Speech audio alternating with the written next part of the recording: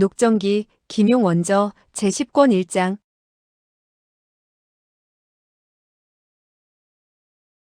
1. 사로잡힌 반청복명의 지사들. 지부 오지영은 인사를 하고 말했다. 비직은 대인께 알릴 비밀의 군정이 있습니다. 위소보는 비밀의 군정이란 말을 듣고서야 그를 안으로 들어오게 했다. 그는 속으로 생각했다. 그가 말하는 것이 만일 비밀스럽고 큰일이 아니라면 볼기를 때려줘야지. 그는 안쪽 서재로 가서 먼저 자리에 앉았다. 오지영에게는 앉으라는 말도 없이 다짜고짜 물었다. 무엇이 비밀의 군정이란 말이오? 오지영은 말했다. 대인께서는 좌우의 사람들을 모두 물리쳐 주십시오. 위소보는 손을 내저어 친위병들을 물러가도록 하였다. 오지영은 그의 앞에 이르더니 말했다. 흠차대인, 이 일은 실로 엄청난 일입니다. 대인께서 상관하신다면 커다란 공로를 세우시는 것입니다. 비직 또한 대인의 덕을 입게 되는 것이지요. 비직은 무태와 번태 두 대인에게 먼저 알리지 않는 것이 좋다고 생각합니다. 위소보는 눈살을 찌푸렸다. 무슨 큰일인데 그와 같이 중요하단 말이오? 오지영은 말했다. 대인께 말씀드립니다. 그야말로 황상의 타고나신 복이 크시고 대인께서 타고나신 복이 크셔서 비직이 이처럼 커다란 소식을 수소문해 내기에 이른 것 같습니다. 위소보는 코웃음 치며 말했다. 그대 오대인 역시 타고난 복이 컸구려. 오지영이 말했다. 감당할 수 없습니다. 비직은 황상의 은혜를 입고 양주집으로서 흠차대인을 모시게 되었으니 그야말로 밤낮으로 어떻게 그 커다란 은혜에 보답할까 하고 생각하고 있던 차입니다. 어제 선지사 밖에서 대인을 모시고 작약을 구경하고 난 이후 대인의 이야기하시는 풍채를 생각할 때마다 마음속으로 탐복하고 우러러보는 마음을 금할 길이 없었습니다. 그리하여 매일같이 대인의 일을 돌봐드리며 시시각각 대인의 가르침을 받았으면 하고 바랄 뿐이었습니다. 그것은 매우 좋은 일이오. 그대는 지부 노릇도 할 필요가 없소. 내가 보기에 그대는 매우 총명하니 차라리. 오지영은 크게 기뻐서 재빨리 인사를 하고는 말했다. 대인께서 키워주셔서 정말 고맙습니다. 위소보는 미소 지었다. 차라리 나를 위해 우리 집의 문지기가 되도록 하시오. 그렇지 않을 때는 나를 위해 교자를 떠매도록 하시오. 나는 매일같이 이 집을 나서는 사람이니 그렇게 된다면 나를 매일 볼 수 있지 않겠소? 하하하. 오지영은 매우 화가 나 안색이 약간 변했으나 곧 웃음을 지으며 말했다. 그것 참 더 말할 나위 없이 좋은 일이군요. 대인을 위해서 문지기가 된다면 그야말로 양주에서 지부 노릇을 하는 것보다 훨씬 낫지요. 비직은 평소 한가한 사람들을 내보내 곳곳에 수소문을 하고 있습니다.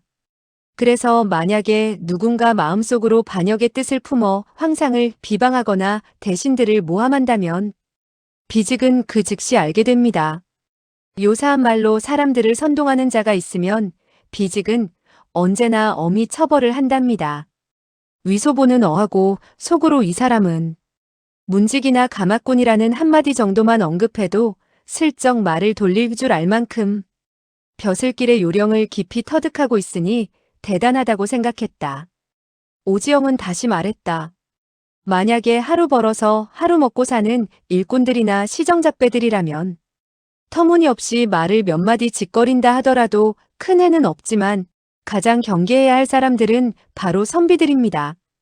이 사람들은 시를 짓고 문장을 쓰는데 종종 옛날의 일을 빌려 조정을 풍자하지요.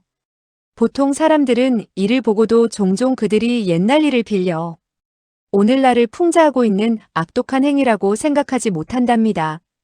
위소보는 말했다. 다른 사람들이 보아 이해되지 않는다면 해가 될 것이 없지 않소? 오지영은 말했다. 그렇지요. 하지만 역시 따지고 보면 그 마음은 죽이고 싶도록 간절한 것이 아닙니까? 이와 같은 대형무도한 시와 글이 천하에 독을 입히도록 해서는 안 될 것입니다. 그는 소매자락 안에서 시를 베껴 쓴 표본을 들고 두 손으로 받치며 말했다. 대인께서는 이것을 보십시오. 이것은 비직이 어제 얻게 된 한 권의 시집입니다. 만약 그가 소매자락에서 한 움큼의 음표를 꺼냈더라면 위소보는 대뜸 얼굴을 바꾸고 그를 대했으리라. 그러나 한 권의 책자인 것을 보고 이미 실망을 하였는데 다시 시집이란 말을 듣게 되자 대뜸 길게 하품을 했다. 그리고 손을 뻗쳐받을 생각도 하지 않은 채 외면하고 아랑곳하지도 않았다. 오지영은 매우 겸연쩍어했으며 두 손으로 시집을 받쳐들고 있다가 천천히 말했다. 어제 술좌석에서 어떤 여자가 한 수의 해로운 시를 얻게 되었는데 그 시는 바로 양주의 시골 여자들을 묘사한 것이었죠. 그런데 대인께서는 그 시를 듣고 매우 불쾌히 여겼습니다. 비직은 그래서 그 사람이 쓴 시를 가지고 오게 해서 살펴본 결과 그 시 가운데 아니나 다를까 대형무도한 구절들이 적잖이 있는 것을 발견하였습니다. 위소보는 온몸이 노곤한 듯이 말했다. 그래서 오지영은 책자를 뒤적이더니 한 수의 시를 손가락질하며 말했다. 대인, 이것을 보십시오. 이 시의 제목은 흑무동포가라고 합니다. 이것은 사신행이 쓴 것인데 명나라 주원장이 사용한 구리로 만든 대포를 묘사하고 있습니다. 위소보는 그 말을 듣자 약간 흥미가 일어나 오지영에게 물었다. 주원장 역시 대포를 쏜 적이 있어? 오지영은 말했다. 예. 지금 우리 대청나라의 거룩하신 천자께서 제위에 계신데 이 사가는 시를 지어 주원장의 구리로 만든 포를 노래하며 칭송하니 그야말로 여러 사람들로 하여금 전 명나라를 생각토록 하는 것이 아니겠습니까? 이 시는 주원장의 위풍을 과장되게 칭찬하고 있는데 이것은 크게 잘못된 일이며 최후의 네 마디는 다음과 같은 말까지 하고 있습니다. 아래견여 형극중 병여강산 작빙조 금정마사 총노류 유정쟁인 장등조. 그러니 마음속으로 다른 뜻을 품고 있다는 것이 명백합니다. 우리 대청나라는 하늘이 점지한 운세를 이어받아 주시들이 이끌어온 명나라를 처부수었습니다. 따라서 백성들이 즐거워하고 기뻐해도 모자랄 판인데 이 사람은 어째서 주원장이 사용한 일문의 대포를 보고는 강산을 조상하고 눈물을 흘려야 한단 말입니까? 위소보는 말했다. 이 구리 대포는 지금 어디에 있어? 가서 그것을 구경하고 싶구려. 아직도 쓸 수 있어? 황상께서는 대포를 매우 좋아하신다오. 오지영은 말했다. 시에서는 구리 대포가 형주에 있다고 하더군요. 위소보는 얼굴을 굳히며 말했다. 양주에 없는데 그대는 무슨 쓸데없는 소리를 늘어놓는 것이오? 그대가 맡고 있는 것은 양주의 지부이지 형주의 지부가 아니지 않소. 나중에 그대가 형주의 지현이 되어 가면 그 구리 대포를 살펴보시도록 하시오. 오지영은 깜짝 놀라 형주의 지현이 된다는 것은 그야말로 벼슬이 강등하는 일인지라. 이 일을 더 이상 들먹여서는 안 되겠다고 생각했다. 그는 즉시 시집을 소매 안에 갈무리하고 다른 두 권의 책을 꺼내며 말했다. 흠차대인 그 사씨의 시는 그저 약간 적절하지 못한 것이지만 대인께서 그토록 은혜를 베푸시니 더 조사하지 않겠습니다. 그러나 이 두 권의 책은 결코 못 본 척할 수 없으실 것입니다. 위소보는 눈살을 찌푸렸다. 그것은 또 어떤 작자의 것이오? 오지영은 말했다. 한 권은 사윤왕이 지은 국수록인데 이 안의 글들은 모두 청나라를 반대하여 반역을 일으키는 것을 찬양하고 있습니다. 다른 한 권은 고연무의 시집인데 위로 군주도 없고 윗사람도 없는 것처럼 그야말로 무법천지로 이를 논하고 있습니다. 위소보는 속으로 놀랐다. 고연무 선생과 우리 사부님은 모두 살기대회의 총군사이시다. 그의 책이 어쩌다가 이 벼슬아치의 손에 들어가게 되었을까? 그 책에 우리 천지회에 대해서 언급한 대목은 없을까? 그는 물었다. 책 안에 무슨 내용이 쓰여 있는지 자세히 말해보시오. 오지영은 위소보가 갑자기 관심을 나타내는 것을 보고는 정신이 번쩍 들어서 국수록을 펼치며 말했다. 대인께 아뢰입니다. 이 책은 청나라를 반대하는 반역자들을 모조리 충신이고 의사라고 말하고 있습니다.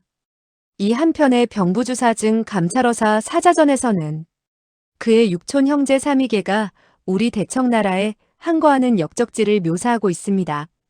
즉 그가 어떻게 반역도들과 결탁하여서 왕사와 적이 되어 싸우게 됐는가를 논하고 있습니다.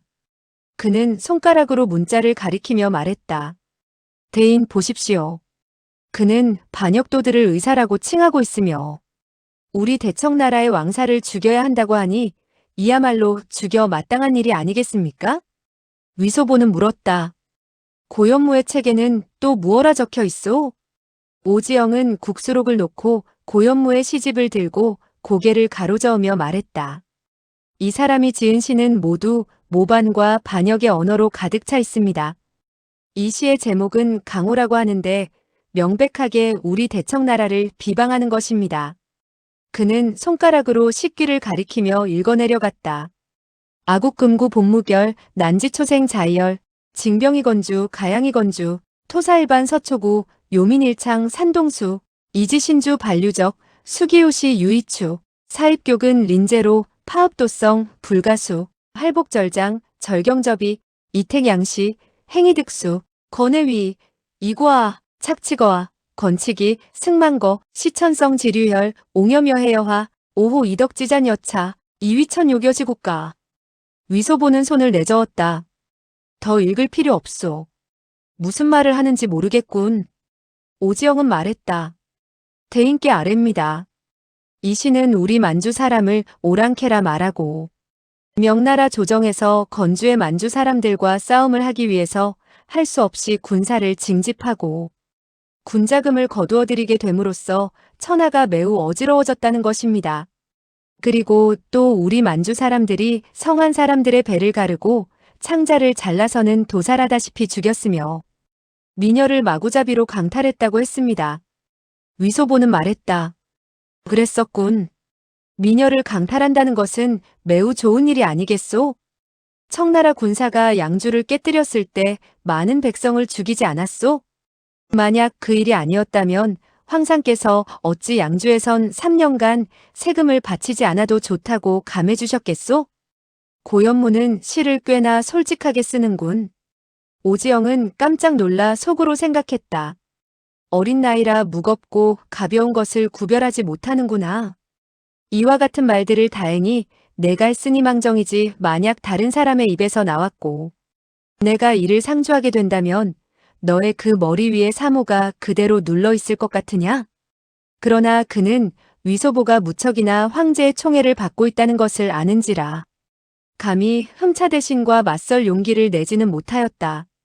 그는 계속 예하고는 웃음을 지으며 말했다.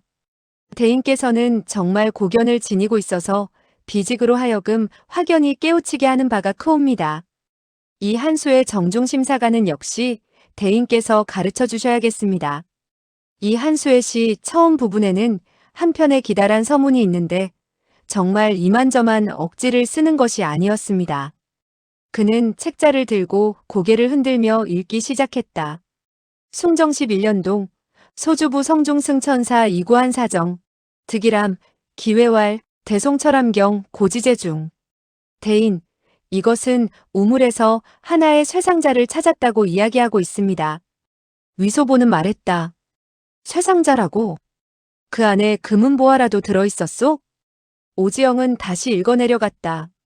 중유서 일권 명활심사 칭대송고 신정사초백 배봉 사초 호소남 송지유민 유문어지승자 기장서지 1위더9구년 송이망해 이유일야망 진승상 장소보통 해외지병 이득 대송 400년 지토우 대인 고현무는 대만의 정씨 역적들이 해외에 반란병들을 거느리고 와서 명나라의 토지를 회복해주기를 바라고 있는 것입니다. 그는 다시 읽어내려갔다. 이고호 언어막북 지어통공유체 이도지천지 맹지 대신 위기화전이 필요일 1년 2위하자일 대인 그는 우리 청나라 사람들을 오랑캐라고 욕을 하고 있으며 우리들을 내쫓자고 선동하고 있습니다. 위소보는 말했다. 그대는 만주 사람이오? 오지영은 말을 더듬거렸다. 그건 비직은 대청나라 황상의 신하로서 만주 대인의 속하입니다. 이것은 오로지 한마음 한뜻으로 만주를 위하는 일이기도 하지요. 그는 다시 읽어내려갔다. 어시군중지 인견자무 불계 수경탁 이순무도 원장 공국 유각지 이전 우이소 남립사당 장기 함사중 미기 조국난 일여더구말년지 4년 5호 비 대인 대청나라 군사들이 중원 안으로 들어와 백성들을 위로하고 죄를 벌하는 것을 고연무는 국난이라고 말하고 있으며 또한 5호 슬프도다라고 말하고 있습니다. 이 사람의 마음 씀씀이는 물어볼 것도 없지 않습니까? 오지영은 다시 읽어내려갔다. 기서전지 북방자소 이병고지 후 우다위 불출 불견 차서자 30여 년 이금복도지어 부평주시 석차서 초출 태창수령 군숙부시의장 곤산귀생장화지 8장 급절동지함 장공주기동양 부지중사 령군우지해외 조로랑 기산 귀생갱명조명 위인우계기경렬 역종궁하이몰 대인 이 세 사람의 반역자는 모두 우리 대청나라의 신하로 복종하지 않는 난민들입니다. 일찍 죽어 다행이지 그렇지 않았다면 온 집안 사람들이 멸족을 당하게 되었을 것입니다. 오지영은 위소보를 쳐다보지도 않고 다시 읽어내려갔다. 도교부제, 부치머세, 비년원지일왕, 치금망지유밀. 대인, 그는 조정에서 반역과 소란을 이르게 되는 문자를 조사하고 금하는 것이 더욱더 심해졌다고 했습니다. 그런데 이 녀석은 놀랍게도 간에 털이 난 모양인지 두려워하지 않는군요. 그는 다시 읽어내려갔다. 이견현 사제, 독립불구, 장발이 기사, 이시위인 신처 변지측언, 고작차가 그의 책 읽는 소리를 들으며 위소보는 연신 하품을 하였다. 다만 고연무의 책에 무엇이 쓰여 있는지 알고 싶었기 때문에 꾹 참고 듣는 것이었다. 마침내 그가 한 토막의 서문을 다 읽자 물었다. 끝났소? 오지영은 말했다. 아래는 문장입니다. 위소보는 말했다. 별 중요한 것 아니라면 읽을 필요 없소. 오지영은 말했다. 중요하기 이를 데 없습니다. 중요하기 이를 데 없습니다. 그는 다시 읽었다. 유송유신 정사초 통곡호원이구며 동력 난장한 정부 고충욕 향상루조 저서일권칭 심사 망고차심심차리 천심유 정치철암 백배단심 금미사단 호로 종래 무백년 득봉성 조제개천 대인 이 한마디 오랑캐는 한 번도 100년을 간 적이 없다는 이 말은 정말 크게 죽어 마땅한 죄를 지은 것입니다. 그는 우리 대청나라가 나라를 누리는 것이 100년이 넘지 않으리라고 말하려 한 것입니다. 그리고 한나라 사람들 중에서 무슨 성조가 나타나 다시 하늘을 연다고 하지 않았습니까? 하늘을 연다는 것이 무엇입니까? 바로 우리 청나라를 거꾸로 뜨린다는 것이 아닙니까? 위소보는 말했다. 나는 황상에게서 들은 적이 있어. 대청나라에서 백성들을 잘 대해주기만 한다면 이 강산을 편안하게 차지할 수 있고 그렇지 않을 때는 빈말로 천년 만년 부르짖는다고 하더라도 헛된 노릇이라고 말씀하셨소. 그리고 외국 사람으로서 탕양망이란 사람이 있는데 그는 지금 흥청감정에 있어. 그대는 알고 있소? 오지영은 대답했다. 예, 비직도 들은 바가 있습니다. 위소보는 말했다. 그 사람은 한 권의 역설을 지었는데 200년을 계산했어. 그런데 누가 그를 고자질하여 말하기를 대청나라는 만년이나 누리게 될 것인데 어째서 200년밖에 헤아리지 않느냐고 반문하였소. 당시 국정을 뒤흔들던 사람은 오배였는데 그는 멍청하기 이를 데 없는 사람이라 놀랍게도 그의 목을 자르겠다고 했소. 다행히 황상께서는 거룩하시고 영명하시어 오배를 크게 한번 꾸짖고 또 고자질한 사람의 목을 잘랐을 뿐만 아니라 온 가족을 몰살시켰소. 황상께서 가장 싫어하시는 것은 누군가 좋은 사람을 모함하는 것이요. 즉 대청나라가 100년 천하이고 200년 천하라는 헛소리를 해서 사람을 해쳐서는 안 된단 말이오. 황상께서는 진정으로 훌륭한 관리라면 반드시 백성을 사랑하고 조정을 위해 힘써 책임감을 가지고 일을 처리해야 한다고 하셨소. 그리고 다른 사람을 무고한답시고 언제나 신하 문장에서 잘못된 것을 꼬집어내는 사람은 바로 계란에서 뼈다귀를 찾는 자로 그야말로 커다란 간신이라 하셨소. 그리고 나에게 분부하시길 그와 같은 녀석을 만나게 되면 즉시 묶어서 목을 자르라 하셨소. 위소보는 오로지 고현무를 변호할 생각밖에 없었다. 또한 오지영이 자기에게 고자질을 하다가 안 되면 다시 다른 관리에게 나가서 사건을 일으킬까봐 말 한마디 한마디에 말투와 얼굴 표정을 엄숙하게 가다듬어 오지영에게 겁을 주었다. 그가 차후로는 다시 이 일을 들먹이지 않도록 하려는 것이었다. 그는 오지영이 지부가 된 것은 바로 장정롱이 편찬하고 감수한 명사짐략에 청나라 조정에 대한 불경스러운 귀절이 있다고 고자질에서 얻은 벼슬이란 사실을 모르고 있었다. 원래 문자옥을 일으켜 부귀공명을 누리고자 하는 것은 이 사람이 특기로 삼는 것이기도 했다.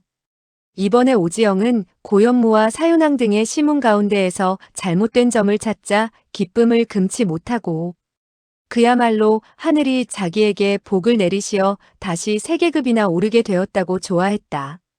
그런데 흠차대인이 뜻밖의 말을 하는 것이 아닌가. 그는 삽시간에 전신이 식은땀으로 젖는 걸 느꼈다. 내가 고자질한 명사 사건은 오배대인이 처리한 것이다. 오배대인이 황상에게 파면당하고 중한 처벌을 받은 것을 보면 황상의 성격은 확실히 오배대인과는 완전히 다른 모양이다. 이거야말로 정말 큰일 났구나.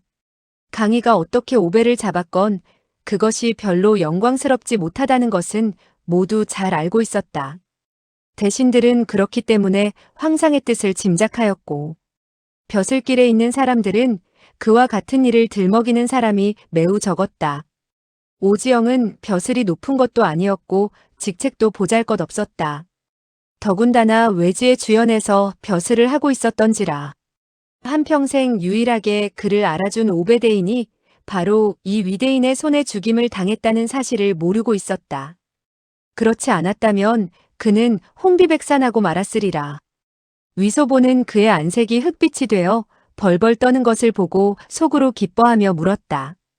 다 읽었소? 오지영은 대답했다. 이 한 수의 시는 아직도 절반이나 남아 있습니다. 위소보는 말했다. 아래서는 무엇을 말하고 있소? 오지영은 전전긍긍하며 읽었다.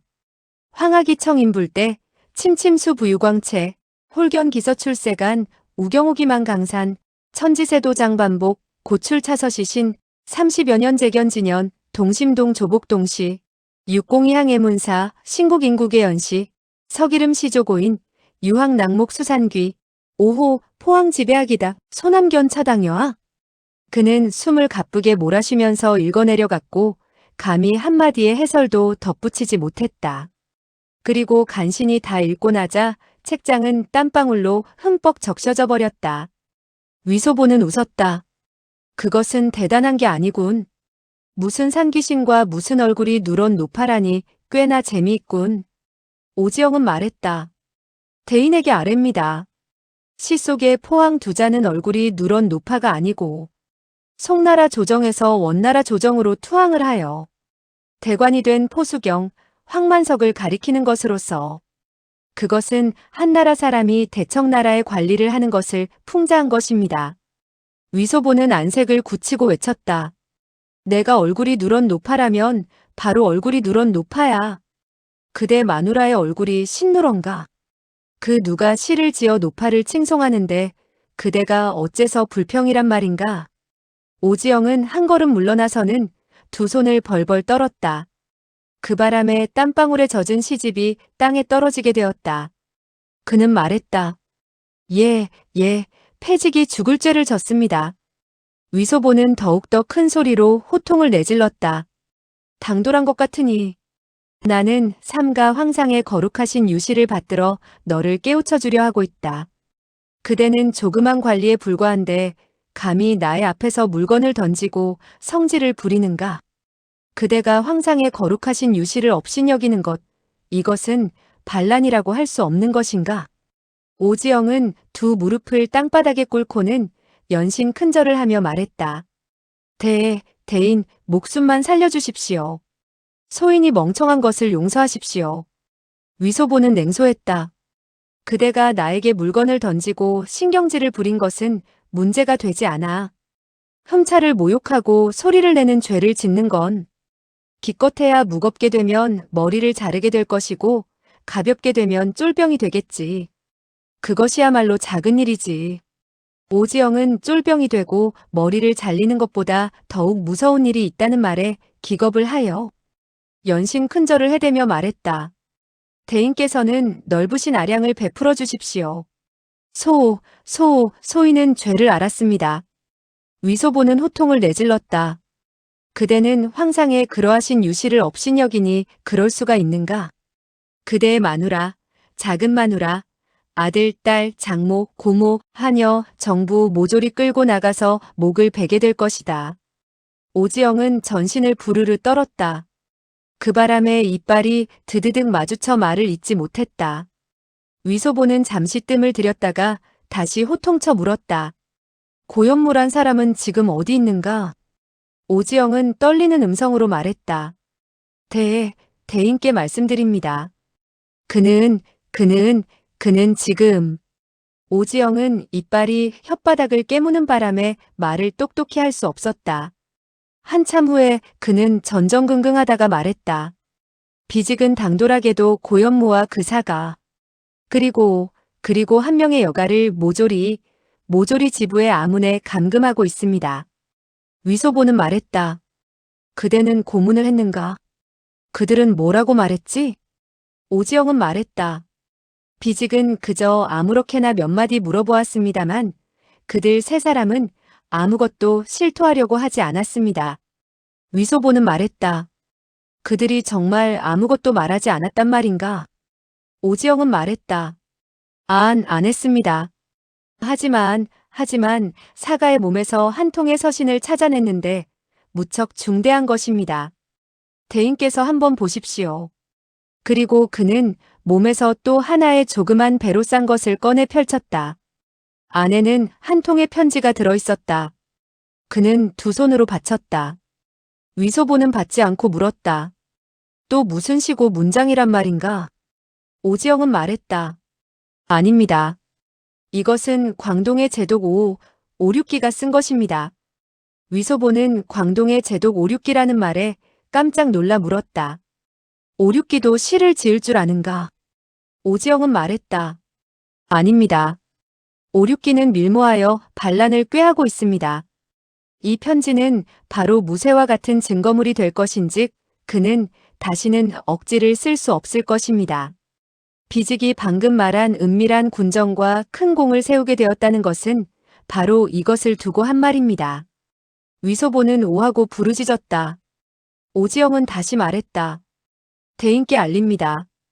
독서하는 선비들이 시를 쓰고 문장을 쓰며 또한 반역의 말을 조금 한다는 것은 대인의 영단으로는 아무것도 아니라고 하신 말씀에 패직은 무척 탐복하고 있습니다. 흔히 선비가 반란을 일으키면 3년이 가도 성공하지 못한다고 하지 않았습니까? 짐작건대 커다란 화근이 되지 못할 것이라 여겨집니다. 하지만 오륙기는 한 성의 병부를 쥐고 있습니다. 그가 군사를 모으고 반란을 일으키려고 하는데 만약 선수를 써서 제압하지 않는다면 그것이야말로 큰일이 나는 일이지요. 오륙기가 반란을 일으키려고 했다는 대목에서 그의 입놀림은 대뜸 영활해지기 시작했다. 그는 줄곧 땅바닥에 엎드려 있었는데 위소보의 얼굴이 어두워졌다 밝아졌다 하는 모습을 보고 이 일에 관심이 많은 것이 틀림없다고 생각했다. 그리하여 그는 몸을 천천히 일으켰다. 위소보는 흥하고 그를 한번 노려보았다. 오지영은 다시 깜짝 놀라 재빨리 꿇어 엎드렸다.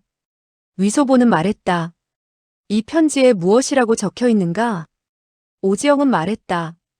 대인에게 아뢰입니다. 편지의 글은 매우 은근하게 쓰여 있습니다. 그는 서남 쪽에서 큰일이 벌어지게 될 것인데 바로 대장부가 큰 공을 세우고 기업을 일으킬 때라고 했습니다. 그는 사시 성을 가진 사람에게 광동으로 와서 가르침을 베풀어 달라고 했습니다. 그리고 편지에서는 다음과 같이 말하고 있습니다. 중산, 도모하고자 하고 천하의 평화를 얻고자 하는 장거에는 청전 선생이 계셔서 계획을 세우지 않는다면 공을 이룰 수가 없을 것 같습니다. 이것은 정말 틀림없이 반역을 꾀하는 편지입니다. 위소보는 말했다. 그대는 또 터무니없는 소리를 하는구나. 서남 쪽에 큰일이 있다는 것이 무슨 큰일인지 알고 있는가? 그대는 조그만 벼슬아치로서 어찌 황상과 조정의 기밀을 안다고 하지? 오지영은 말했다. 예. 하지만 그는 편지에서 분명히 반란을 일으키겠다고 말하고 있으니 진정 소홀히 보아넘길 수 있는 일이 아닙니다. 위소보는 편지를 받아서 편지지를 꺼냈다. 그 편지에는 복숭아 씨만 한 큰 글자가 쓰여 있었는데 먹을 매우 진하게 갈았고 피륵 또한 거칠기 짝이 없었지만 그로서는 역시 한자도 알 수가 없었다. 편지에는 반란을 일으킨다고 말한 곳이 없는 것 같군. 오지영은 말했다. 대인께 알립니다. 반란을 일으키겠다는 말은 물론 공공연히 쓰는 것이 아닙니다. 오륙기가 중산왕 개평왕이 되고자 하는데 그 사가를 청전선생으로 삼는다는 것은 바로 반란을 일으키려는 것입니다. 위소보는 고개를 가로저었다. 벼슬하는 사람 가운데 어느 누가 왕에 봉해지고 공에 봉해지고 싶지 않겠소? 그대는 그럴 생각이 없단 말이오? 이 오군문의 공로는 매우 크오. 그가 다시 조정을 위해 커다란 공을 세우게 되면 황상께서 그를 한 사람의 왕야로 봉해주시기를 바라는 것인데 이것이야말로 충성스런 일이 아니겠소? 오지영은 더욱 겸연쩍어져서 속으로 생각했다. 너같이 무식한 잡배와는 정말 무슨 말도 제대로 할 수가 없구나. 나는 이미 그대의 비위를 거슬리게 하였는데 만약 이 일에서 공을 세우지 않는다면 나의 앞길은 보장할 수 없게 될 것이다. 그는 성지를 누르고 웃음을 지으며 말했다. 대인께 아뢰입니다. 명나라 조정에는 2명의 대장군이 있는데 한 명은 서달이라 불렸고 한 명은 상우춘이라 불렸습니다. 위소보는 어릴 적부터 이야기꾼으로부터 대명 영렬전을 들어왔고 또 명나라 개국 공신들의 이야기를 외우다시피 들어왔던지라. 그가 서달과 상우춘이란 2분의 대장수를 들먹이자 흥미가 일어 웃으면서 말했다. 2 대장수는 그야말로 위풍당당했고 대단히 무서웠지 않소? 그대는 서달이 어떤 무기를 사용했으며 상우춘은 또 어떤 무기를 사용했는지 아시오? 이렇게 되자 오지영은 그야말로 난처하게 되고 말았다. 그는 명사사건으로 출세기를 달리게 된 사람이라 명나라 조정의 역사에 대해서는 아는 바가 많았지만 서달과 상우춘이 어떤 무기를 사용하였는지는 알지 못해 울상을 지을 수밖에 없었다. 비직은 재주가 없고 학문이 얕아서 정말 모르겠습니다. 대인께서 가르쳐 주십시오. 위소보는 의기양양해져서는 미소를 지었다. 그대는 그저 죽은 책만을 읽기 때문에 이런 일을 모른단 말이오. 내 그대에게 가르쳐 주지. 서 대장수는 송나라 조정, 악비, 악나으리가 환생한 것으로서 한자로의 혼철 점강창을 썼으며 허리띠에는 18대의 낭화전을 두르고 있었는데 100걸음 밖에서 버드나무의 가지를 맞춰 꿰뚫을 수 있는 능력을 지녔으며 한 대의 화살도 헛되이 쏘지 않았다오. 상대장수로 말하면 삼국시대 연인 장익덕이 환생한 것으로서 한자로의 장팔사모를 사용하였는데 그야말로 만명의 사람도 감당해내지 못할 용기를 가지고 있었소. 그는 곧이어 서달과 상우춘 2 장수가 원나라 군사를 크게 깨뜨린 일을 이야기했다. 이런 이야기들은 모두 다 이야기꾼의 입으로부터 전해 들은 것이었기 때문에 자연히 황당하기만 하고 진실된 면이 적었다. 오지영은 바닥에 엎드려 그의 이야기를 듣고 있었으므로 무릎이 시큰거리고 아팠다. 그러나 그의 비위를 맞추기 위해서는 매우 재미있게 듣는 것처럼 하지 않을 수 없었고 찬탄을 토해내기도 해야 했다. 그리고 그가 이야기를 일단락짓자 겨우 입을 열었다. 대인께서는 정말 견문이 넓고 암기력이 뛰어나군요. 비직은 정말 탐복했습니다. 그 서달과 상우춘 2 사람의 공로는 매우 커서 죽은 이후에 주원장은 그들 2 사람을 왕으로 봉하였는데 한 사람은 중산왕이 되고 한 사람은 개평왕이 되었지요. 주원장에게는 또 한 명의 군사가 있는데 위소보는 그 말을 받았다. 맞았소. 그 군사는 유백온으로서 위로는 천문을 알고 아래로는 지리에 통달했으며 앞으로는 3천년을 알고 뒤로는 1천년의 일을 내다보고 계셨지. 그는 도도하게 설명을 시작하더니 유백온이 어떻게 하여 하늘에 통하고 땅에 통하는 능력을 지니게 되었으며 어떻게 귀신도 예측할 수 없는 지혜를 가지고 싸움을 했는가를 이야기했다. 오지영은 두 다리가 저려 더 이상 참을 수가 없어 털썩 주저앉으며 웃음을 지었다. 대인께서 하시는 이야기는 정말 재미있습니다. 비직은 넋을 잃을 정도입니다. 대인께서는 은혜를 베푸십시오. 비직이 일어나서 들으면 안 되겠습니까? 위소보는 웃었다. 좋소. 일어나시오. 오지영은 의자를 의지해서 천천히 몸을 일으키며 말했다. 대인께 아뢰입니다. 5,6기의 편지에 나오는 청전선생이란 바로 유기 유백온을 가리키는 것입니다. 그 유백온은 절강성 청전 땅의 사람입니다. 5,6기 자신은 서달과 상우충 같은 사람이 되고자 하고 그 사가의 성을 가지고 있는 사람으로 하여금 유백온이 되도록 하려는 것입니다. 위소보는 말했다. 서달과 상우춘이 되고자 하는 것은 매우 좋은 일이 아니겠소? 그 사가가 유백온이 된다는 것은 그와 같은 재간이 있다고는 볼 수 없을걸. 아무나 유백온이 될 수 있을 것 같소? 유백온은 소병가에서 다음과 같이 설명하고 있어. 손에 강철칼을 99자루 들고 오랑캐를 모두 죽이고서야 손을 놓더라. 대단하지, 대단해. 오지영이 말했다.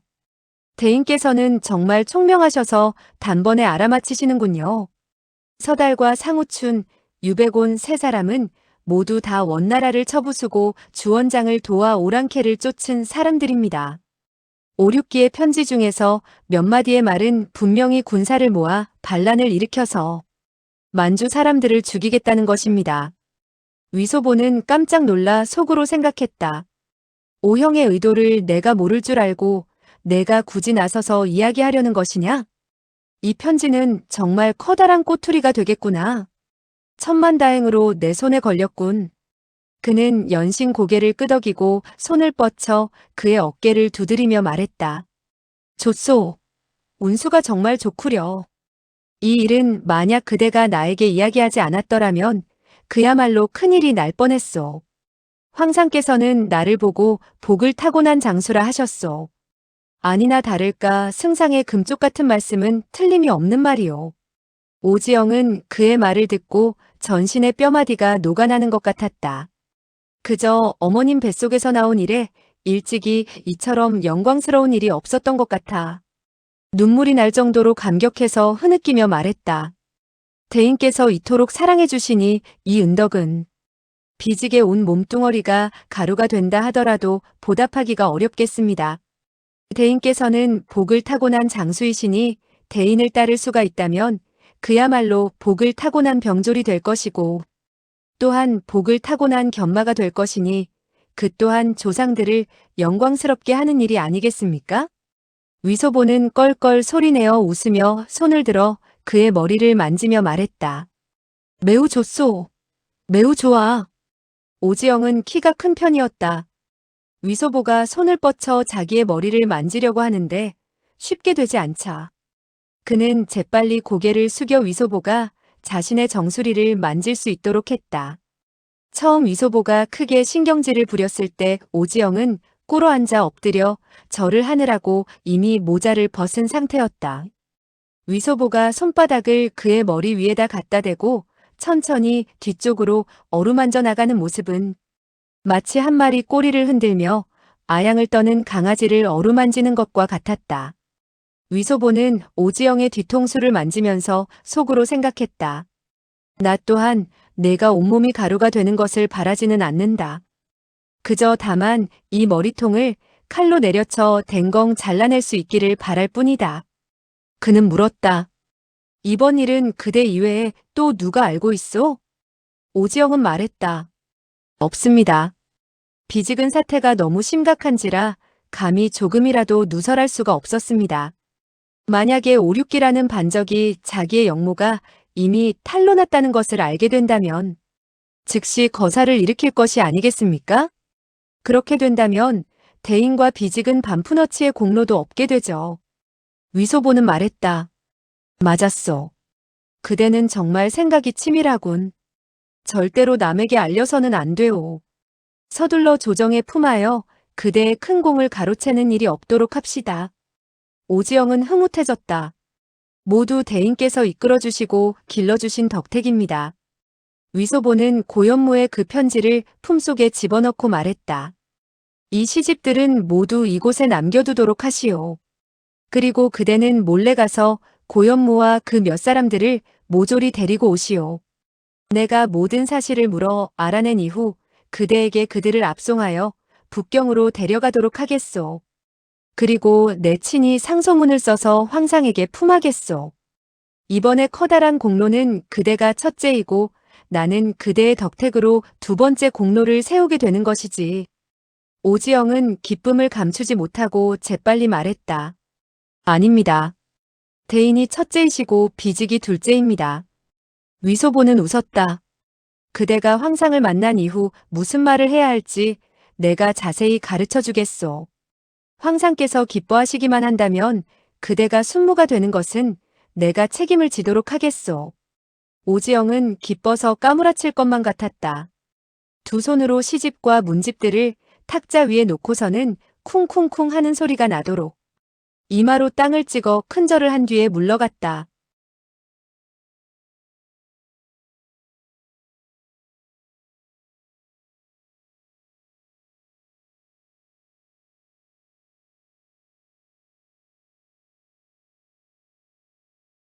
녹정기 김용원저 제10권 2장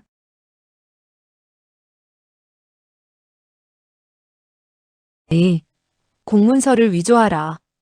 위소보는 중도에 어떤 병고도 생기지 않도록 일대의 효기형 군사들을 뽑아서 한 명의 좌령이 거느리도록 하여 오지영과 함께 가서 범인들을 데려오도록 하였다.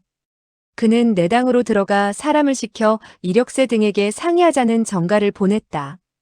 그러자 쌍하가 앞으로 다가와서 갑자기 그의 앞에 무릎을 꿇고 흐느껴 울며 말했다.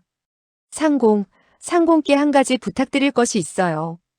위소보는 이상하게 생각하며 그녀의 손을 잡아 일으킨 다음 부드러운 어조로 물었다. 쌍아, 그대는 나의 목숨과 같소. 무슨 일인지 내 반드시 그대를 위해 처리하지. 그녀의 뺨에는 눈물이 끊임없이 흘러내리고 있었는데 위소보는 이를 보고 왼손을 들어 소매자락으로 그녀의 눈물을 닦아주었다. 쌍아는 말했다. 상공, 이 일은 정말 어려워요. 하지만 저는 상공에게 부탁을 드리지 않을 수가 없어요. 위소보는 왼팔을 뻗쳐 그녀의 허리를 안으며 말했다. 어려운 일일수록 내가 그대를 위해 처리한다면 그만큼 내가 쌍아를 총애한다는 사실을 드러내는 것이 아니겠소? 무슨 일인지 빨리 말해보시오. 쌍아는 창백한 얼굴에 약간 홍조를 띠고 나직이 말했다. 상공, 저는 조금 전에 그 벼슬아치를 죽여야겠습니다. 상공께서는 저에게 화를 내지 마십시오. 위소보는 속으로 생각했다. 그렇다면 우리 두 사람은 그야말로 뜻과 길을 같이 하게 되는 셈인데 그대가 나에게 부탁을 하다니 이것이야말로 정말 멋진 일이 아니겠는가. 그 벼슬아치가 그대에게 어떤 죄를 지었지? 그는 저에게 죄를 짓지는 않았어요. 하지만 오지영은 우리 집안의 큰 원수예요. 장씨 집안의 큰 나리와 작은 나리 모두 다 그에게 해를 당해 돌아가신 거예요. 위소보는 대뜸 깨달을 수 있었다. 그날 밤 장씨 집안에서 본 여자들은 모두가 과부였었고 집안에는 많은 영의를 차려놓지 않았던가.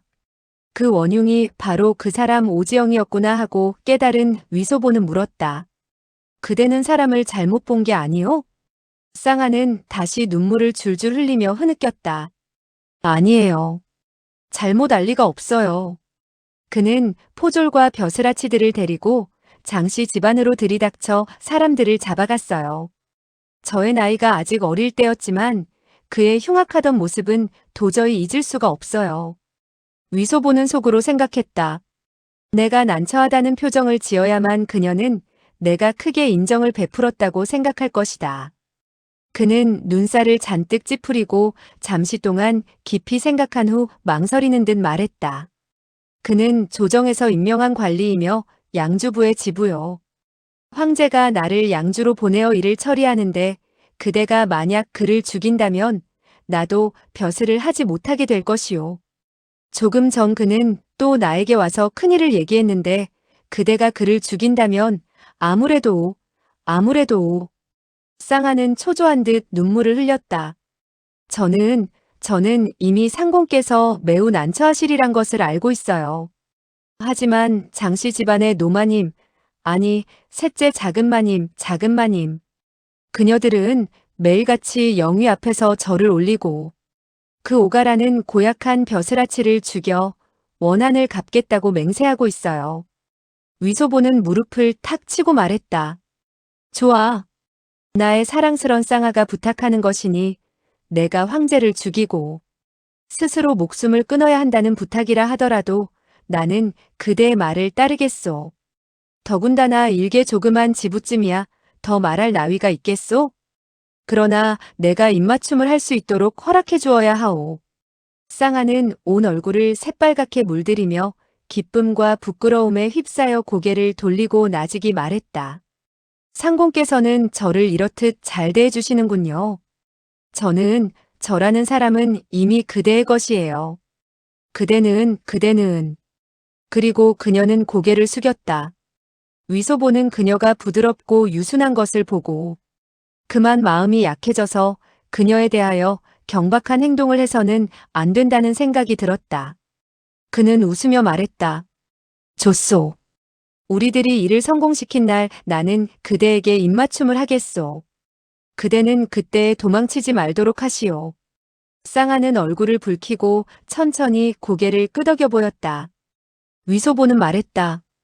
그러나 만약 그대가 지금 그를 죽인다면 원한을 갚는 방법이 그리 통쾌하지 못할 것 같구려. 내 그대로 하여금 그를 데리고 장씨 집안으로 가서 그를 장씨 집안의 큰 나리들과 작은 나리들의 신이 앞에 꿇어앉게 하고는 셋째 작은마님들로 하여금 친히 그놈을 죽이도록 하는 것이 좋지 않겠소? 쌍아는 이 일이 너무나 좋은 일이라고 느껴졌으나 믿을 수 없었다. 그리하여 그녀는 눈을 동그랗게 뜨고 위소보를 쳐다보며 믿지 못하겠다는 표정을 지었다. 상공, 그대는 저를 속이는 것이 아니에요? 내가 어째서 그대를 속이겠소? 그게 같은 벼슬아치가 그대의 원수라면 또한 나의 원수도 되는 것이 아니겠소? 그는 나에게 부귀공명을 누릴 수 있는 기회를 주려 했지만 이젠 달갑지가 않소. 그저 쌍아가 나에게 잘 대해준다면 그것이야말로 이 세상의 무엇보다도 좋소. 쌍아는 마음속으로 감격한 나머지 그의 몸에 기댄 채 다시 참을 수 없다는 듯이 눈물을 흘렸다. 위소보는 그녀의 부드럽고 섬세한 허리를 껴안게 되자 매우 즐거워졌다.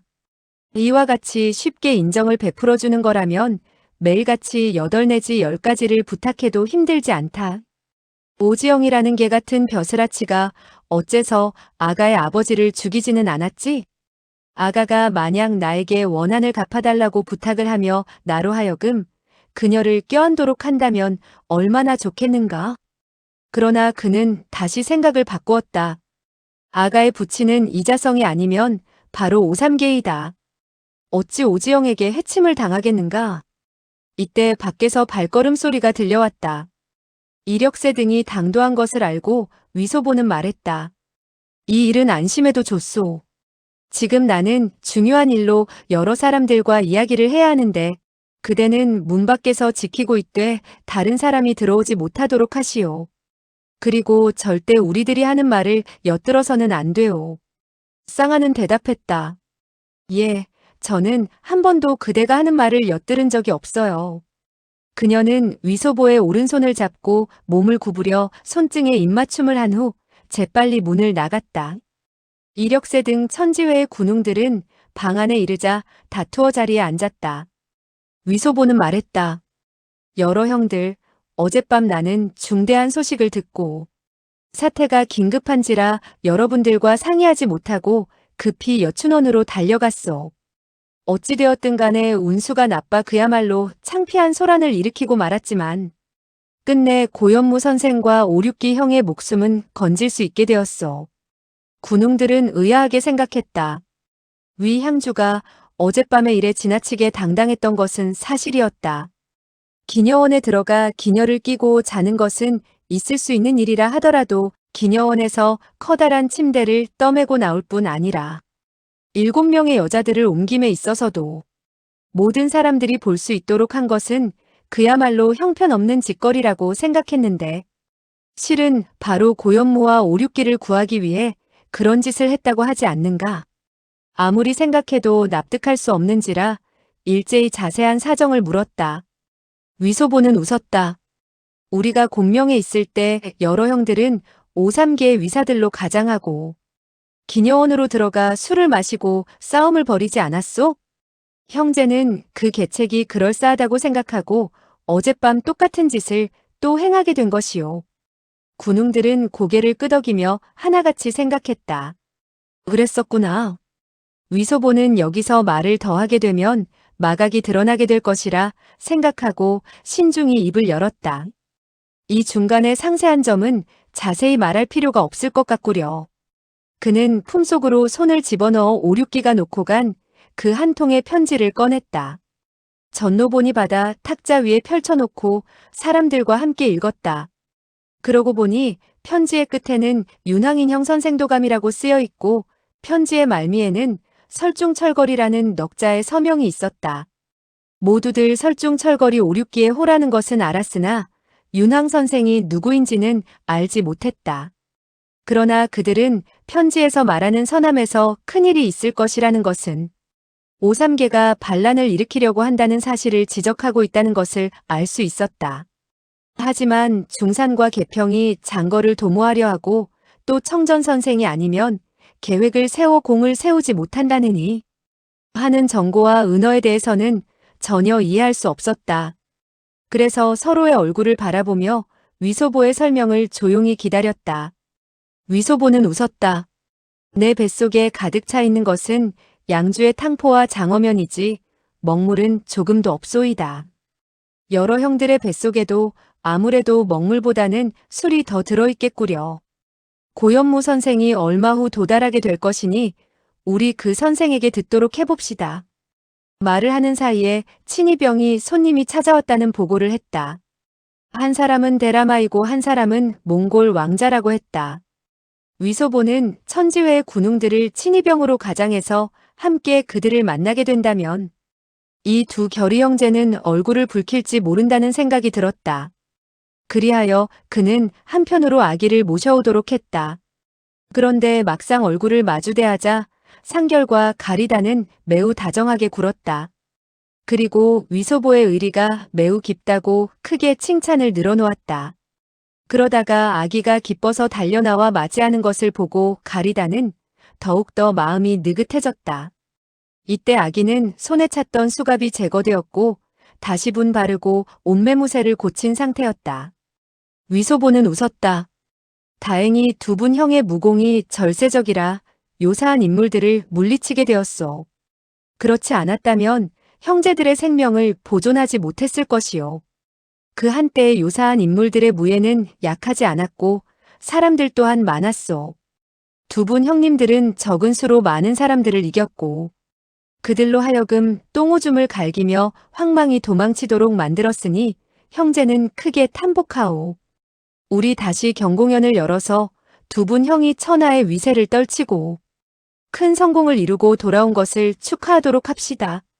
상결과 가리다는 신룡교에 잡힌 몸이었는데 다행히 위소보가 홍부인을 석방함으로써 이 두 사람을 맞바꿔 온 셈이었다. 그러나 위소보는 마치 그들 두 사람이 적을 크게 무찌른 것처럼 이야기하고 있지 않은가. 상결은 얼굴에 부끄러운 빛을 띄었으나 속으로는 고마워했다. 가리다는 신이 나서 싱글벙글했고 심지어는 의기양양해졌다.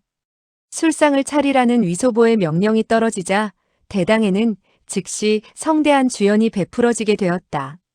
위소보는 몸을 일으켜 두 분의 의형과 잔을 들었다. 그리고 아첨하는 말을 거센 조수가 들이닥치는 듯한 기세로 해대어 나중에는 상결마저도 자기가 사로잡혀가 욕됨을 받았다는 사실을 잊을 정도였다. 그러나 위소보가 그의 무공이 천하 제일이라고 재차 찬양하자 상결은 연신 손을 내저었다. 그는 홍교주에 비하면 자신의 무공이 훨씬 미치지 못한다는 사실을 잘 알고 있었다. 한동안 술을 마신 이후에 상결과 가리다는 몸을 일으키고 작별을 고하였다. 위소보는 말했다. 아무래도 두 분 형님께서 각기 한 장의 상주문을 써서 이 형제로 하여금 황제께 바치도록 하는 것이 좋겠습니다. 장래에 큰형이 서장의 활불이 되고 둘째 형님도 좋은 자리를 차지하려면 형제가 황제 옆에서 요란하게 북을 쳐야 할 것입니다. 이어서 그는 음성을 낮추어 말했다. 이후 오삼계 늙은 녀석이 반란을 일으키게 될 때 두 분 형님이 황제를 도와 그 늙은 녀석을 공격한다면 우리들의 일이 어찌 성공하지 않을 턱이 있겠소이까? 두 사람은 크게 기뻐 일제히 일리가 있는 말이라고 하며 웃었다. 위소보는 두 사람을 데리고 서재로 갔다. 가리다는 말했다. 우형은 글씨를 쓰는 데 있어서는 능통하지 못하니 상주문은 역시 형제가 대신 써주시구려. 위소보는 웃으며 말했다. 이 형제는 자신의 이름자라고 하더라도 그저 소자 정도만 틀리지 않고 쓸 뿐이지. 위자만 하더라도 믿을 수 없는 지경입니다. 그리고 보자로 말씀드리면 아무리 써봐도 뭔가 잘못된 느낌이 든답니다. 우리들은 사야더러 대신 쓰도록 하는 것이 좋겠습니다. 상결은 말했다. 이 일은 매우 은밀하니 남에게 알려서는 안 돼요. 우형의 문장력이 그렇게 매끄러운 편은 아니지만 어느 정도 쓸 수는 있을 것이네. 다행히 우리들은 과거를 보는 것도 아니니 황상께서는 문필에 좋고 나쁨을 따지지 않을 것이네. 그저 의사소통만 하면 될 것이네. 그는 모든 손가락이 한 토막씩 잘려 있었으나 쓸 수는 있었다. 그리하여 그는 자신들의 상주문을 가리단을 대신해서 쓰고 가리단으로 하여금 손도장을 찍도록 하였다. 그리고 세 사람은 다시 맹세를 거듭했다. 장래의 부귀는 함께 나누고 어려움은 서로 도와주기로 했으며 결코 형제의 의로 맺은 정을 잊지 말자고 맹세했다. 위소보는 세쟁반에 금을 나누어 두 분의 형과 아기에게 나누어주고 말과 가마를 준비해서는 공손히 문 밖으로 나가 전송했다. 대청으로 돌아오자 친이병이 오지부가 이미 죄인들을 압송해왔다는 보고를 했다. 위소보는 오지영으로 하여금 동쪽 대청에서 기다리도록 하고 고연무 등 네 사람을 데리고 내당으로 들어가 친이병을 물리친 다음 수갑을 풀어주고 천지회의 군웅들만 남겨둔 후 문을 닫았다. 그리고 허리를 굽혀 절을 하며 말했다. 천지회의 청목향주 위소보가 형제들을 이끌고 고 군사와 사선생 그리고 여선생에게 인사를 드립니다. 이날 사윤왕은 5, 6기의 밀서를 받고 난 후 크게 기뻐서 여유량과 함께 양주로 와서 고연무를 찾아 상의하려고 하였다. 그런데 오지영이 마침 고연무의 시집을 조사하기에 이르러 포졸들과 아문의 벼슬아치들을 데리고 사람들을 잡으러 나와 사윤왕과 여유량 두 사람을 함께 압송한 것이다. 그리하여 검색을 해본 결과 뜻밖에도 사윤왕의 몸에서 5, 6기의 밀서를 몰수하기에 이르렀던 것이다. 세 사람은 부끄러움과 회한에 죽고 싶어 했으며 하나같이 그들의 목숨을 잃는 것은 상관없지만 5, 6기의 밀서가 누설된다면 큰일을 그르치게 되는 것이라고 걱정들을 하고 있었다. 그런데 뜻밖에도 흠차 대신이 자칭 천지회의 향주라고 하니까 그만 놀람과 기쁨에 얽혀서 아직도 꿈을 꾸고 있는 것이 아닌가 여기게 되었다. 그날 하간부에서 살기대의를 열었을 때 위소보는 얼굴을 내밀지 않았으나 이력세, 서천천, 현정도인, 전노본 등은 모두 고연무와 인사를 하였었다. 그리고 고연무와 사윤왕, 여유량 세 사람은 과거 운하에서 위험에 부딪히게 되었을 때 천지회의 총타주 진근남의 구원을 받지 않았던가. 그런데 이제 이 눈앞의 소년 흠차가 바로 진근남의 제자라는 것을 밝히자 더욱 의심이 없어져 즐겁게 이야기를 나누게 되었다. 사윤왕이 오륙기의 편지의 중산과 개평 그리고 청전 선생에 대한 사연을 밝히자 천지회 군웅들은 그제서야 확연히 깨닫고 매우 위험했다는 말들을 하였다. 아, 우리 세 사람과 또 한 분의 황희주의 황형은 존사의 구원을 받은 적이 있소이다. 그런데 오늘 조심하지 않아 다시 화를 일으키고 말았는데 위 형제가 어려움을 풀어주었구려. 아, 정말 서생이란 쓸모가 없나 보오. 귀하사부와 제자분의 커다란 은혜는 더욱더 보답할 길이 없을 것 같구려. 위소보는 말했다. 모두 한 집안 사람인데 여 선생께서는 그토록 겸손해하실 것 없습니다. 사윤왕은 말했다. 양주부 아문의 포졸들이 갑자기 대문을 깨뜨리고 들이닥친 것은 그야말로 갑작스러운 천둥소리에 미처 귀를 막을 수 없는 형편이었소. 나는 정세가 잘못된 것을 알고 재빨리 우영의 편지를 찢어 없애려 했으나 이미 손과 발이 잡히고 뒤로 꺾이게 되었소. 그래서 이번에는 정말 커다란 화를 입겠구나 하고 생각되어 속으로 고문을 받게 되면 편지를 쓴 설중철거리 오삼계라고 하려고 했었소. 이 형제의 늙은 목숨은 보존할 수 없다고 하더라도 오륙기 형의 안전은 지키기로 마음먹었던 것이오. 사람들은 소리내어 웃으며 모두 잘된 계책이라고 말했다. 사윤왕은 말했다. 그것도 부득이한 궁여지책 이외다. 설중철걸은 천하의 이름이 알려져 있어 오삼계와는 어떤 관계를 맺게 할 수도 없을 거외다. 만약 관원이 오형의 필적을 가져와 대조하게 된다면 반드시 진상이 밝혀지게 될 일이지요. 고현무는 말했다. 우리가 오형의 비밀을 누설하고 2번 구원을 받게 된 것을 보면 하늘의 뜻이 있는 것을 살필 수가 있어. 따라서 오랑캐의 기운은 결코 오래가지 않을 것이니 오형은 반드시 크게 성공할 것이라고 생각되는구려. 그러나 이후 이 일은 다시 입 밖에 내어서는 안 될 것이요. 어떻게든 3번째 가서는 이와 같이 운수 좋게 풀려날 것이라고는 생각되지 않는구려. 여러 사람들은 일제히 그렇다고 대답했다. 고현무는 위소보에게 물었다. 위 향주, 그대가 볼 때 이 일은 어떻게 처리했으면 좋겠소? 위소보는 말했다. 3분 선생과 만나 뵙기가 어려우니 3분께서는 이곳에서 며칠 묵도록 하시고 여러분들과 함께 술을 들도록 하십시오. 그리고 다시 오지영이란 개 같은 벼슬아치를 불러서 그를 옆에 세워두고 구경을 하도록 하면 그는 아마 놀라 죽게 될 것입니다.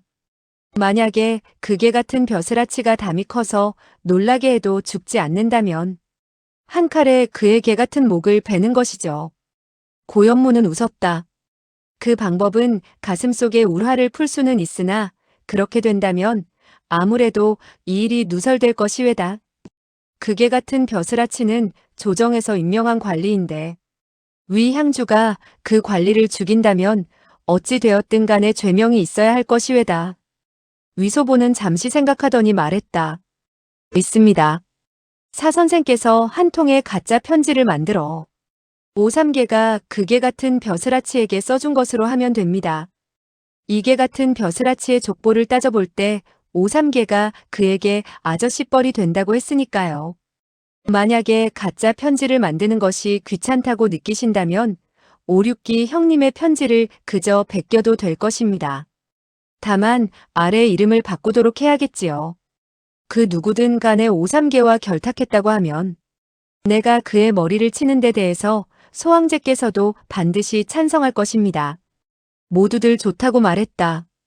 고현무는 웃었다. 위 향주는 생각이 깊고 기민하구려. 이와 같은 계책은 정말로 화살 한 대로 2마리의 독수리를 쏘아잡는 격이외다.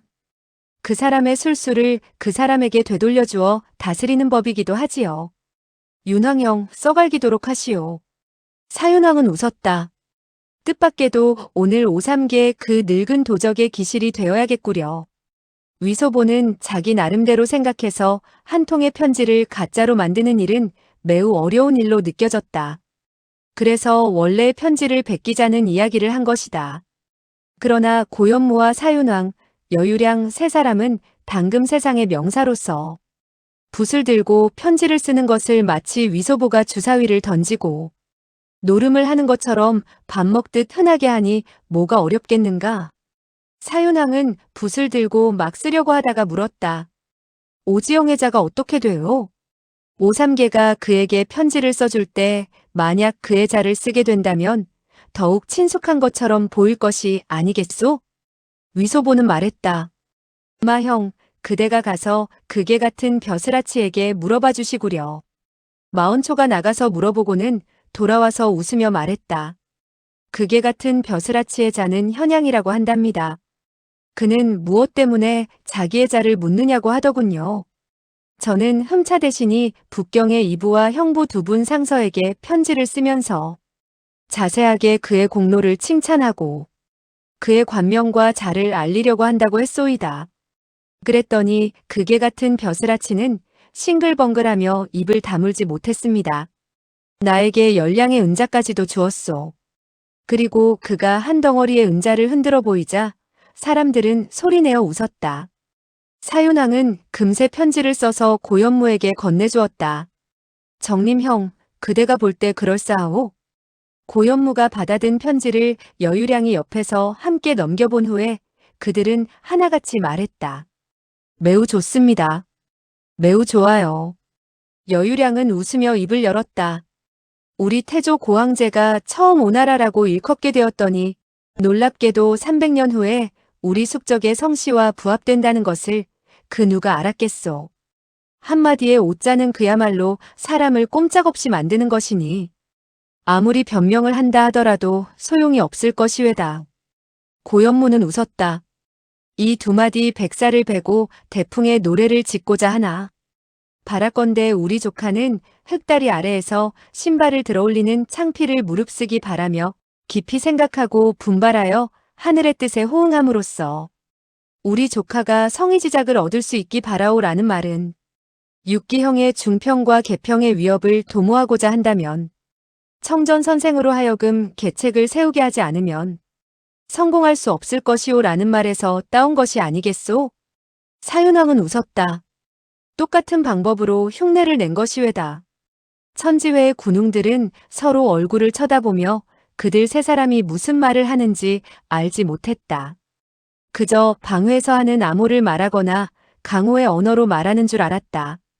그리하여 고현무는 모두에게 설명을 했는데 명태조 주원장이 처음 거사를 일으켰을 때 스스로를 오국공이라고 일컬었고 나중에는 오왕이라 칭하였는데 이는 오삼계와 오지영의 성씨와 상통한다는 것이고 백사를 베고 대풍가를 지어 부른다는 것은 한 고조 유방의 일이며 돌다리 아래서 신발을 줍는 것은 장량의 고사이고 성이라는 자귀에 봉해진 사람은 바로 유백온이라는 것이었다.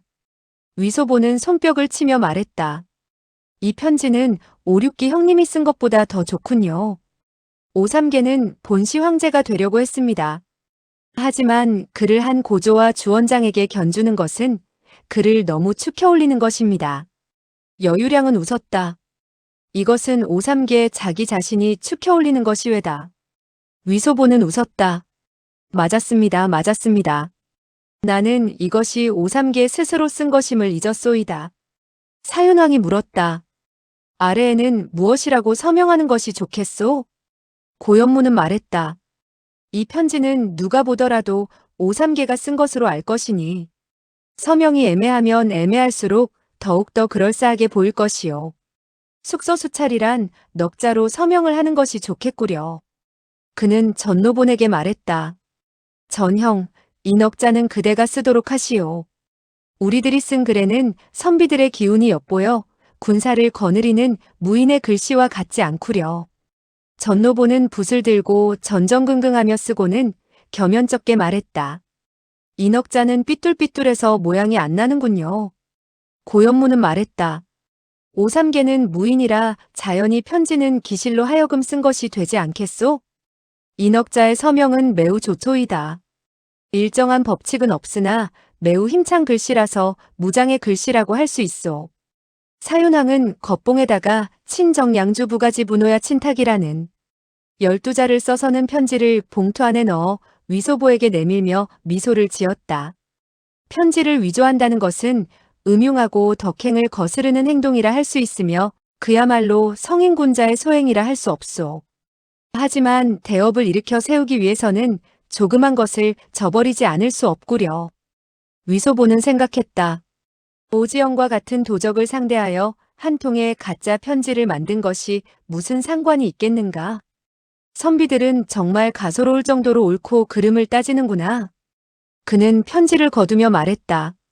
이 일이 잘 처리되면 그 후에 다시 술을 마시면서 세 분 선생을 환영해 드리지요. 고현무는 말했다. 위 형제와 육기 형은 그야말로 한 사람이 문관이라 하면 한 사람은 무관이라 할 수 있으니 반드시 명나라를 중흥하는 기둥이 될 것이고 등고밀과 곽분양 역시 그 정도에 불과할 것이외다. 만약에 오삼계라는 늙은 도적을 거꾸러뜨릴 수 있다면 그것은 오랑캐의 한 발을 없앤 것과 다름이 없게 될 것이외다. 위 형제의 그 한 잔의 술은 커다란 공을 성사시켰을 때 다시 마시도록 합시다. 우리 세 사람은 이대로 작별을 고해야겠소. 이곳에 오래 지체함으로 인해 소문이 누설되어 큰일을 그르치는 일이 없도록 해야 되겠소이다. 위소보는 마음속으로 고연무를 퍽이나 우러러 보았다. 그러나 세 분 명사들의 말은 그야말로 문자를 입으로 씹어서 하는 듯 한마디 한마디마다 심오했기 때문에 알아듣기가 수월한 노릇이 아니었다. 그리고 그들과 좀 더 이야기를 하게 된다면 온몸이 부자연스러워질 것 같은 판인데 그들이 가겠다는 말을 듣고서야 어찌 더 이상 만류하겠는가. 세 분 선생들은 분명히 노름을 좋아하지 않을 것이고 기녀원의 소저들을 보면 깜짝 놀라서 혼마저 달아나게 될 것이요. 내가 만약 제기랄 하고 욕을 하면 반드시 그대들은 눈을 부릅뜨고 수염을 부르르 떨기까지 할 테니 역시 빨리 가보시는 게 좋겠소. 그는 한 움큼의 음표를 꺼내 모든 사람들에게 1,000냥씩 나눠주어 노자로 삼도록 하고 서천천과 마운초가 뒷문으로 그들을 호송해서 성 밖으로 나가도록 만들어 주었다. 고연무와 사윤왕 그리고 여유량 등이 떠나자 위소보는 기분이 홀가분해져서 속으로 생각했다. 조정의 문관들도 글 공부를 하는 선비들이지만 그래도 그들은 재미가 있구나. 강소성의 벼슬아치들 예를 들자면 마무태, 모번태 등도 고 선생이나 사선생 등에 비하면 재미있는 사람들이다. 심지어 친구를 사귄다면 오지영이란 녀석이 세 분 노선생보다는 나은 편이다. 쓸데없는 생각에 잠겨 있을 때 친이병이 와서 숙모와 포정사가 뵙기를 청한다고 말했다. 위소보는 움찔했다. 혹 비밀이 누설됐단 말인가?